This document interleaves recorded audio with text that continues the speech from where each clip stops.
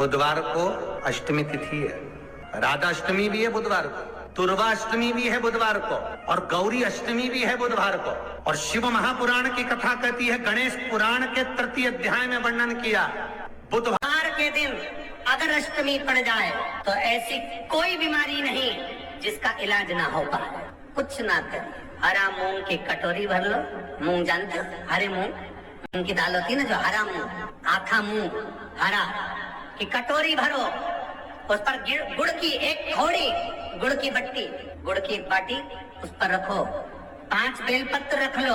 और जिस व्यक्ति को बहुत भारी बीमारी है, कैंसर जैसा रोग भी है, किडनी लीवर जो भी उसके खराब हो रहे हैं, कोई तकलीफ है, बस वो कटोरी में मूंग लेकर उसमें गुड़ की खोड़ी रखकर 5 बेलपत्र रखकर, बुधवार और अष्टमी तिथि, राधाष्टमी भी है, दुर्वाष्टमी भी है। दुर्वाष्टमी जिस दिन भगवान ने, गणेश जी ने एक राक्षस का संहार करा था और कश्यप ऋषि ने हमको दुर्वा दी थी, वो अष्टमी है। पहली बार दुर्वा चढ़ी थी गणेश जी को, उसका व्याख्यान आएगा कथा। मूंग कटोरी में भरकर, गुड़ की खोड़ी रखकर, गुड़ की बट्टी, 5 बेलपत्र, जिसको बहुत बीमारी हो, दमा, श्वास, किडनी आदि का आदि बहुत बीमारी हो, 21 बार शरीर पर से उतार कर महाराज सीधे हाथ में रखकर नाम गोत्र खुद का बोलकर और भगवान से, गणेश जी से विनती कर कर अष्टमी तिथि के दिन, बुधवार के दिन जो भी आ रही है, बहुत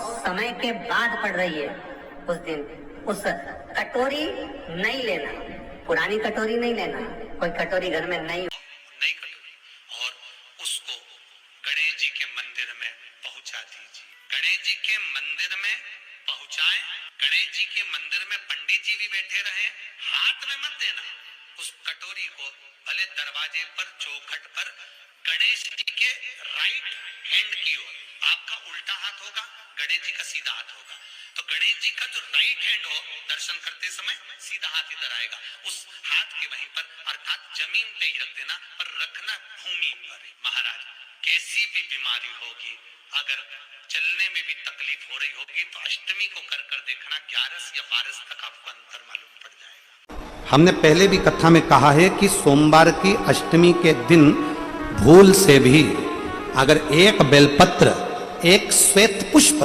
शंकर भगवान को समर्पित हो जाता है, तो ये मानकर चलें कि आपने कुछ मांगा भी नहीं तो भी शंकर भगवान देने के लिए आपके दरवाजे पर पहुंच जाए। भूलवश सोमवार की अष्टमी के दिन अगर भूलवश भी अगर हमारे हाथ से एक बेलपत्र, एक पुष्प शिव को समर्पित हो जाए, तो समझ लो कि कहीं शंकर की उदारता, कहीं शिव की कृपा। शिवाय नमस्तुभ्यम। हर हर महादेव। दर्शकों, बुधवार की अष्टमी जो कि काफ़ी दिनों के बाद आ रही है, बहुत ही महत्वपूर्ण होती है। जो भी मनुष्य पूरी श्रद्धा पूर्वक बुद्ध अष्टमी का व्रत करता है, उसे मृत्यु के पश्चात नरक नहीं जाना पड़ता। लोक कथाओं के अनुसार बुधवार अष्टमी का उपवास करने से मनुष्य के सभी पाप नष्ट हो जाते हैं। बुधवार की अष्टमी काफ़ी महत्वपूर्ण होती है, और जिस दिन बुधवार हो और अष्टमी तिथि पड़ती है, उसे बुद्ध अष्टमी कहा जाता है। और 11 सितंबर को राधाष्टमी, दूरवाष्टमी भी है। ऐसे में बुद्ध अष्टमी के दिन लोग विधिवत बुद्ध देव और सूर्य देव की पूजा अर्चना करते हैं।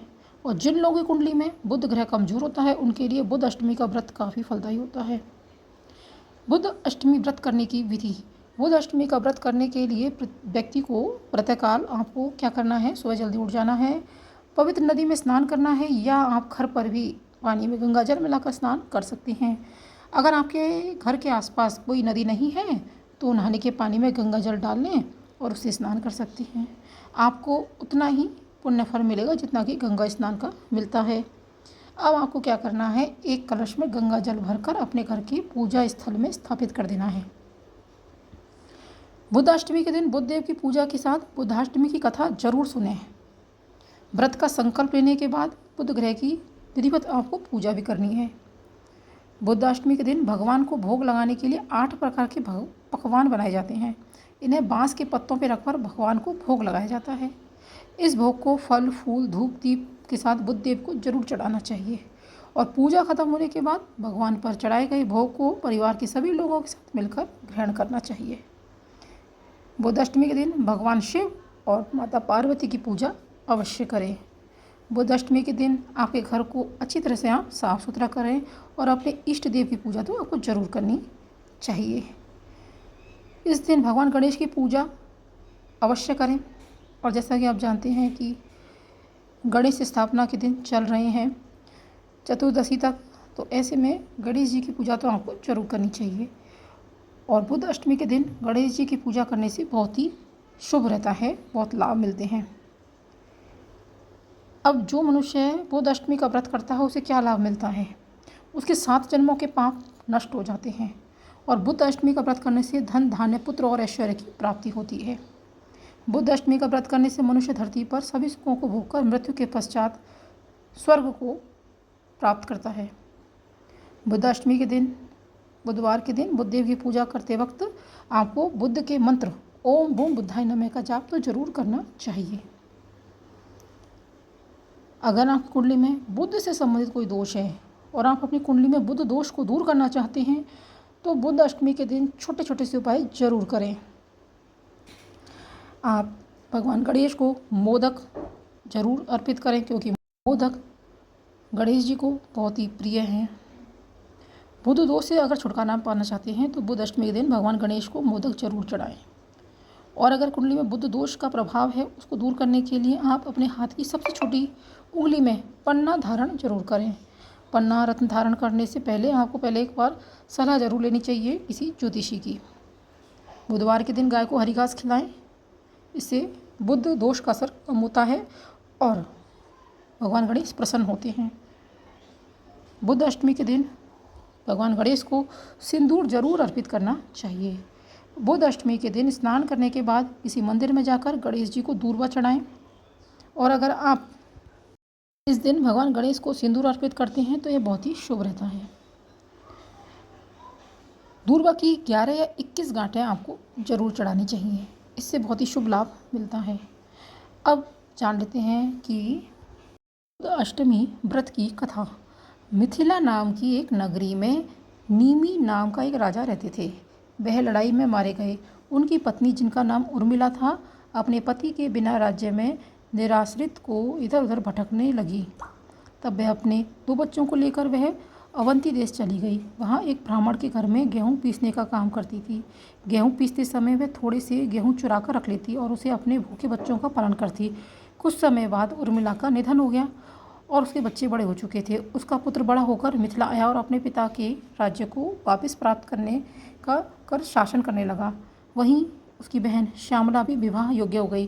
वह अत्यंत रूपवती थी। उसका विवाह अवंती देश के राजा धर्मराज से हो गया।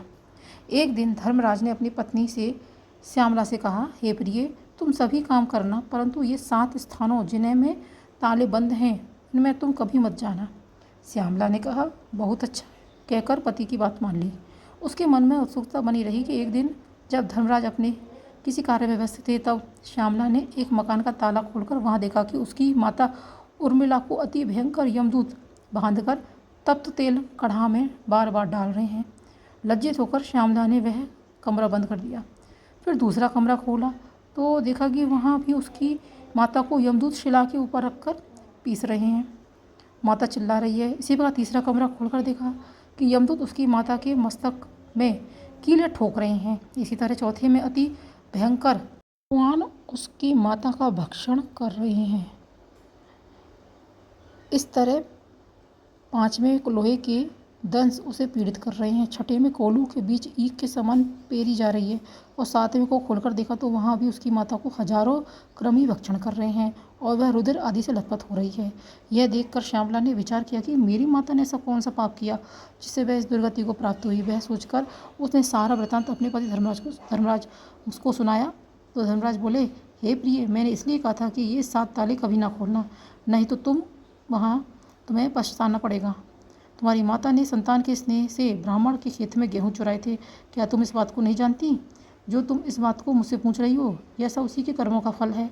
ब्राह्मण का धन स्नेह से भी भक्षण करें तो भी 7 कुल अधोगति को प्राप्त होते हैं और चुराकर खाएं तो सूर्य, चंद्रमा और तारे हैं तब तक नरक से उद्धार नहीं होता। जो गेहूँ इसने चुराए हैं वे ही कृमि बनकर इसका भक्षण कर रहे हैं। श्यामला ने कहा, महाराज, मेरी माता ने जो भी पहले किया वह सब मैं जानती हूँ, फिर भी अब आप कोई ऐसा उपाय बताएं जिससे मेरी माता का नरक से उद्धार हो जाए। इस पर धर्मराज ने कुछ विचार कर बोले, प्रिय, आज से 7 जन्म पूर्व ब्राह्मणी थी। उस समय तुमने अपनी सखियों के साथ जो बुद्धाष्टमी का व्रत किया था, यदि उसका फल तुम संकल्प पूर्वक अपनी माता को दे दो तो इस संकट से उसे मुक्ति मिल जाएगी। यह सुनते श्यामला सी स्नान कर अपने व्रत का पुण्य फल संकल्प पूर्वक माता के लिए दान कर दिया। व्रत के फल के प्रभाव से उसकी माता भी क्षण दिव्य देह धारण कर विमान में बैठकर अपने पति सहित स्वर्ग लोक को चली गई। बुद्ध ग्रह के समीप हो गई। यह व्रत अपनी संतान को अपनी माता के लिए रखना चाहिए। इस व्रत को रखने से धन धान्य पुत्र पौत्र दीर्घायु और ऐश्वर्य मिलता है। बुद्ध अष्टमी की दूसरी कथा। भविष्य पुराण की एक कथा के अनुसार इल नाम के राजा रहा करते थे। एक बार वे हिरण का पीछा करते हुए उस वन में जा पहुंचे जहां भगवान शिव और पार्वती जी भ्रमण कर रहे थे। उस समय शिव जी का आदेश था कि वन में पुरुष प्रवेश करते ही स्त्री में बदल जाएंगे, पर जैसे ही राजा ने इल ने वन में प्रवेश किया वे स्त्री बन गए। इल के उत्तम स्वरूप को देखकर बुद्ध उन पर मोहित हो गए, उनसे विवाह कर लिया। जिस दिन इल और बुद्ध का विवाह हुआ उस दिन अष्टमी तिथि थी, तभी से दूर्वाष्टमी का पर्व मनाया जाने लगा। इस तरह से दूर्वाष्टमी की 2 कथाएं इस वीडियो में बताई गई हैं। तो दर्शकों, दूर्वाष्टमी के जो उपाय पंडित प्रदीप मिश्रा जी ने बताए हैं, उन उपायों को कल 11 सितंबर दूर्वाष्टमी के दिन जरूर कीजिएगा। बुद्धाष्टमी का पर्व अगर व्रत कर सकते हैं तो व्रत जरूर कीजिएगा। इससे 7 जन्मों के पाप नष्ट हो जाते हैं। अगर आपको मेरा ये वीडियो पसंद आया है तो इसे ज़्यादा से ज़्यादा लाइक कीजिएगा, शेयर कीजिएगा और कमेंट बॉक्स में हर हर महादेव लिखना ना भूलिएगा। मिलते हैं एक नए वीडियो के साथ। श्री शिवाय, नमस्तोभ्यम, हर हर महादेव, जय महाकाल।